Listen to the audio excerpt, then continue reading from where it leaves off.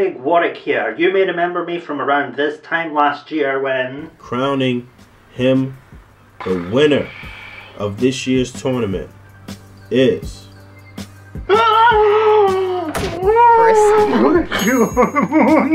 so big congratulations to you, Craig.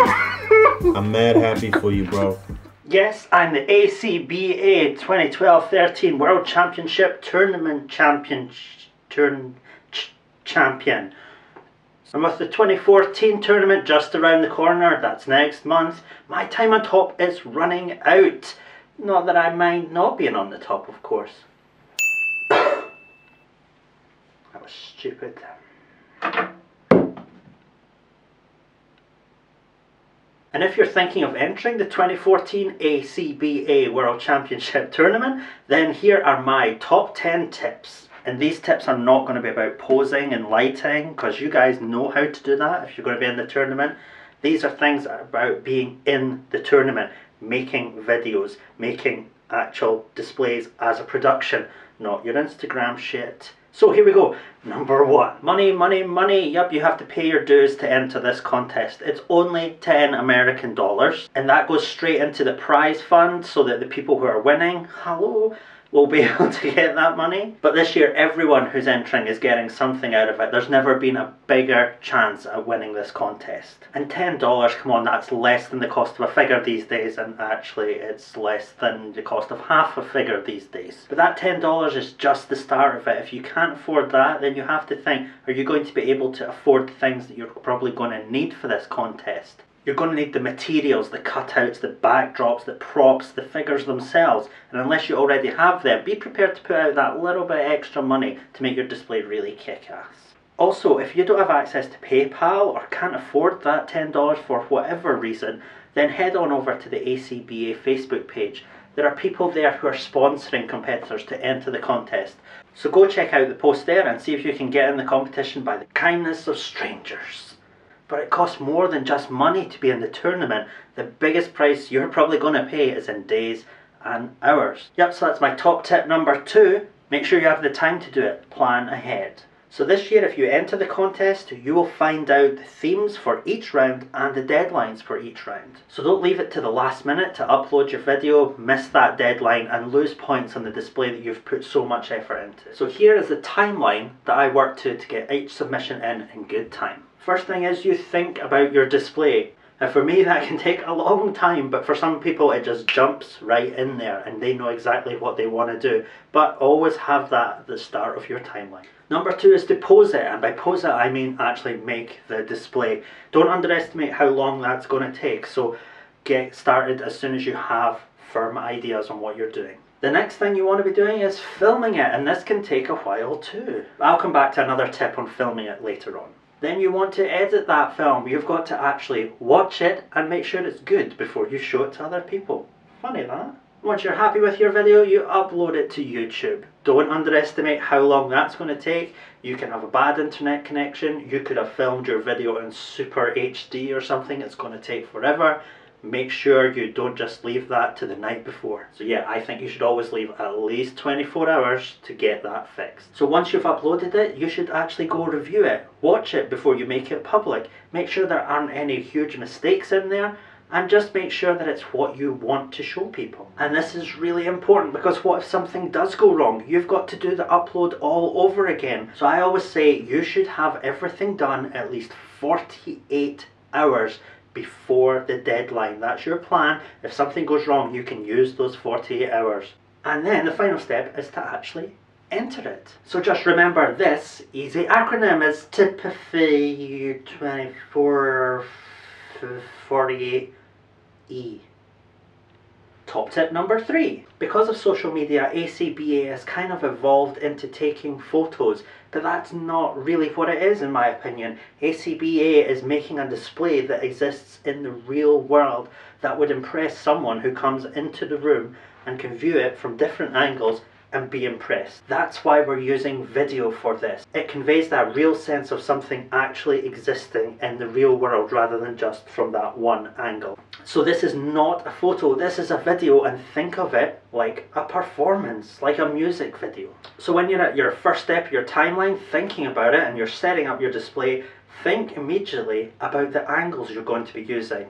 Don't think of it in a static way that you're just going to look at it from one direction, because when you turn that camera, your display should still work. Your camera is going to be moving, so make sure your display is going to look good from a bunch of angles. What you really don't want to be happening is that you move the camera and suddenly your display shows its junk to the audience. There's flight stands, there's blue tack hanging off the back of cutouts. My approach is to plan my displays as if they're on a theatre stage. No one is actually going to see it from the back, so as long as I keep that hidden, that's fine. But people are going to see it from a 90-degree arc, maybe 45 if I'm playing it tight. So you should be prepared for your camera to move within that space and still the display look great. Oh, and just as ACBA has always encouraged you to take a lot of photos to get your right A side and B side, get all that stuff great, do the same with your filming. So just film your angles repeatedly and get lots of footage. When you're editing it, you can pick the best parts. And here's top tip number 4. And remember, just have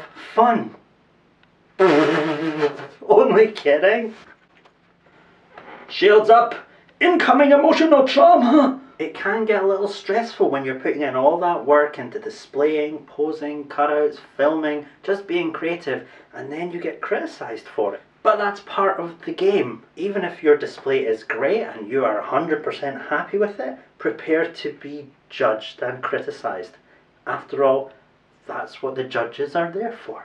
And sometimes the judges are purposefully harsh because they want this contest to be an example of everything that ACBA is and can be. They want these displays to stand as shining beacons of what they're so passionate about. And even when you think your display does all these things, someone else might have a different opinion. So armour up and prepare to be judged. For I stared into the gnashing, judgmental maw of ACBA and I emerged supreme. Fun is for lesser beings. But still try and have some fun, you know.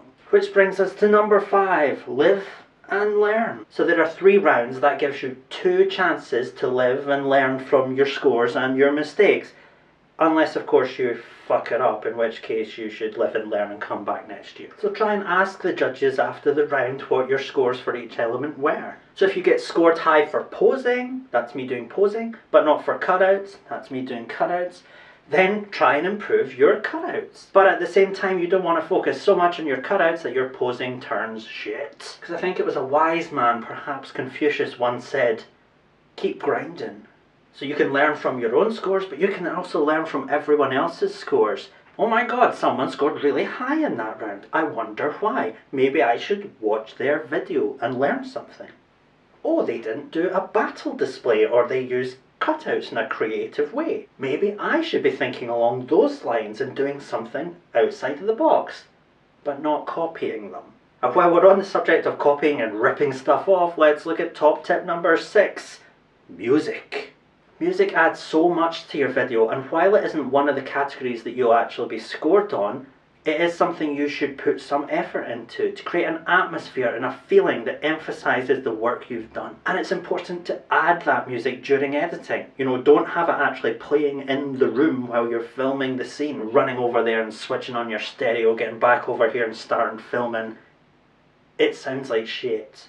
So yeah, add the music during editing. You can find free music online, and when I say free, I mean royalty free. I don't mean stuff you've pirated. It's really important that you look for this royalty free music, because YouTube might just say, hey, this guy's pirating stuff. We're deleting this video due to licensing rights, and that's your entry gone. Gone. It's gone. But you are going to have to fit the video into that 2 minutes and 30 seconds time limit for the tournament, and that can be difficult to find a piece of music that fits the mood and is that length. So what I do is I go on to YouTube and I do audio swap, or go to their audio library. You can sort things by duration and by genre, by mood, by instrument, and you can find a piece of music that really fits what you're trying to do with your display.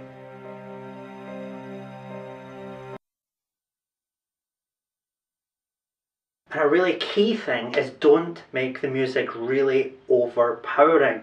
Don't make it so dramatic that it kind of deflates that what we're actually doing is posing action figures. It should be exciting and dramatic, but at the end of the day, your scene is going to be static, and you don't want the music to really make that obvious. So where are we at? Tip number 7, I guess. Timing is everything. Sorry. Timing is everything. Timing is everything. Timing is everything.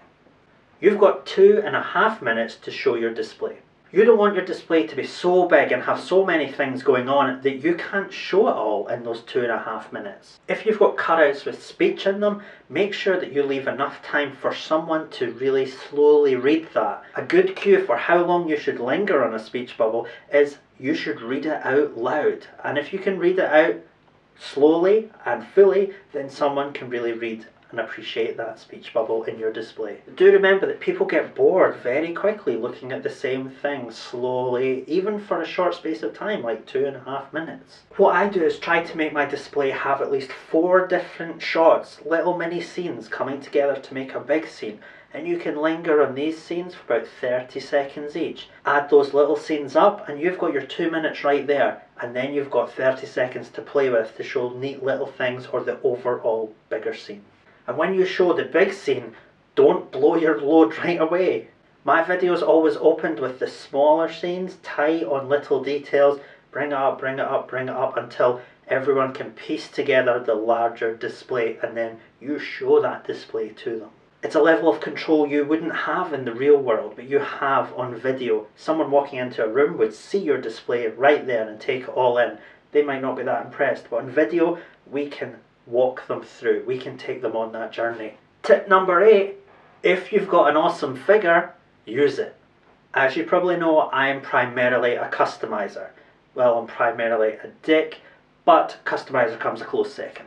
I have access to figures that other people just don't have, and that adds that extra wow factor. And you may not be a customizer, but you will have unique figures that people don't use often that will add that extra wow factor. But just use some caution when using rarely used figures. The case may be that no one uses them because they're shit. So just use your common sense to pick figures that are going to enhance your display. The judges are going to be watching literally hundreds of videos. Now let's use our common sense to break down what they're going to be watching. They're going to be watching Batman, The Walking Dead, Punisher, Deadpool, Wolverine, the Avengers, these sort of commonly found characters over and over again. So when they see a character they're not expecting, it's a breath of fresh air, and they're going to actually enjoy that video a bit more. The judges are fans of figures in general, so they are going to love to see different figures brought in. They're going to love to see ACBA branching out. So go ahead and give it a try.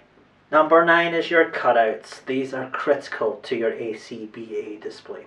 Keep them clean. Go to Michael Wisman's video on how to make crispy cutouts. Do not show the back of them. Don't let light shine through them. Make sure they're not crooked. Make sure your camera can focus on them. And if you're using a cutout effect, then maybe try layering it. Go look at Thomas Keane's videos. You can see him working some amazing things with cutout explosions layered on top of others. Looks amazing. And then the lighting, masterful. And here's my final tip, number 10. Simple. Stand out. It's not that Wolverine versus Sabretooth in an alleyway next to some trash cans can't look exciting, but you're going to have to go a little bit further to stand out in this contest. Changing that alleyway to a snowy tundra, an Alaskan forest, the danger room, an alien planet, a desert, just somewhere exotic can make it stand out in the judges' minds.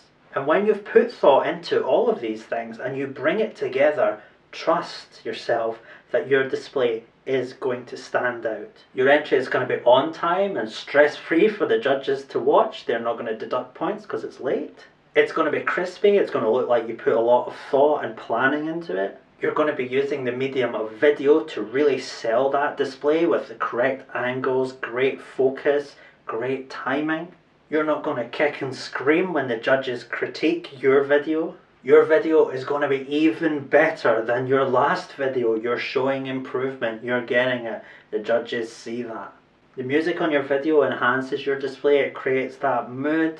Just brings it all together. Your video is timed nicely. They can see the cutouts. They can see all the angles. They can see the final display all together. Your figure choice makes sense, it's fresh, it's interesting. Your cutouts are on point, they're clean, they look professional.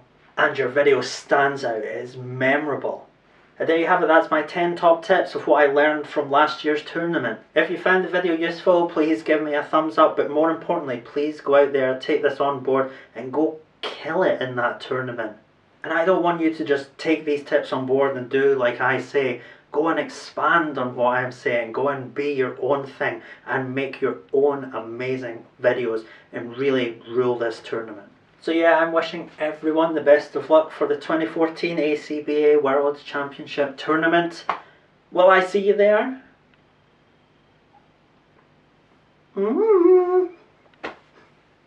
Take care. Bye.